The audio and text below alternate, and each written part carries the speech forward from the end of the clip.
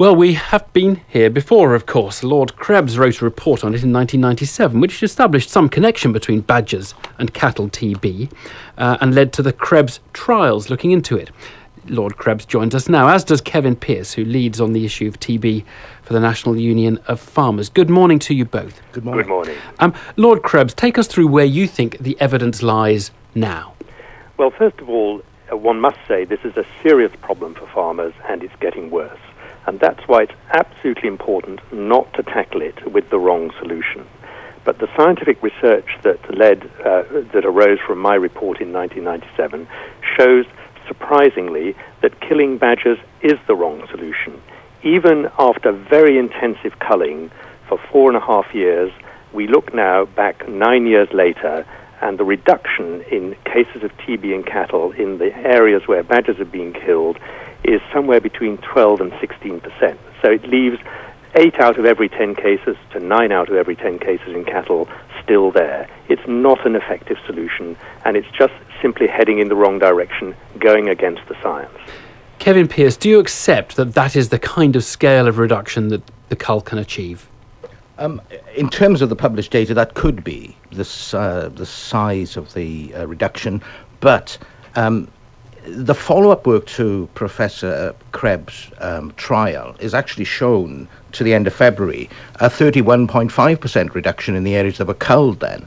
So there's still a lot of work to be done on this. What we know for absolute certainty is that the science says that a cull can deliver results. The issue for us is, can we replicate the right conditions to ensure that it's done properly? So it's the right kind of cull, but even both of you are agreeing that we're talking about something vastly less than half the TB being eradicated by a cull, something between, say, 15 and 30% of that scale. But that's important, because it sounds easy when we throw away those figures, but for individual farmers, that could mean the difference between 500 to 1,000 less new herds going down with TB every year. Lord Krebs, can you explain why culling doesn't work, or what kind of culling will work better than other kind of culling? Because, of course, one does imagine that if we do establish the link between badgers and cattle TB, you would just think the more badgers you kill, the less TB there'll be.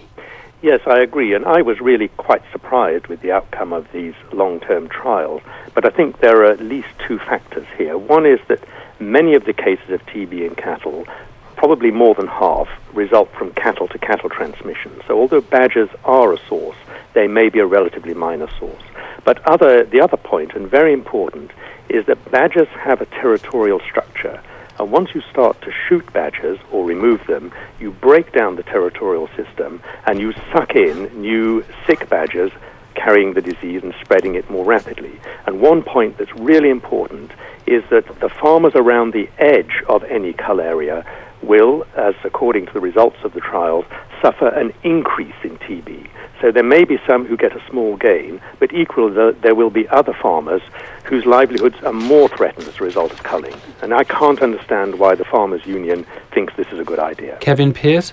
Well, we think it's a good idea because it's making a real contribution to trying to get on top of this disease. Anywhere in the world where you have bovine TB and wildlife are implicated, you have to deal with the wildlife host before you make any real progress. Lord Krebs, why do you think the farmers are so keen on this if it's not going to work? I mean, they're the ones who are right at the front edge. They've got the most interest in trying to identify the answer to this, aren't they? Yes, if I could just make a couple of comments. Firstly, that although I was a signatory to the report that the DEFRA Chief Scientific Advisor put together in April, that report does not say that culling is the way forward. In my view, the government has ignored the scientific advice. But coming back to your question as to why the farmers are so keen, I think it's a kind of simplistic view that if badgers are a reservoir, I've got badgers on my farm and my cattle are at risk, let's get rid of the badgers. And certainly that sounds perfectly logical. But the fact is, and we can't ignore this huge scientific experiment, the huge massive evidence that's been accumulated, it simply is an ineffective way of controlling the disease. We had better leave it there. Lord Krebs, Kevin Pearce, thank you very much indeed.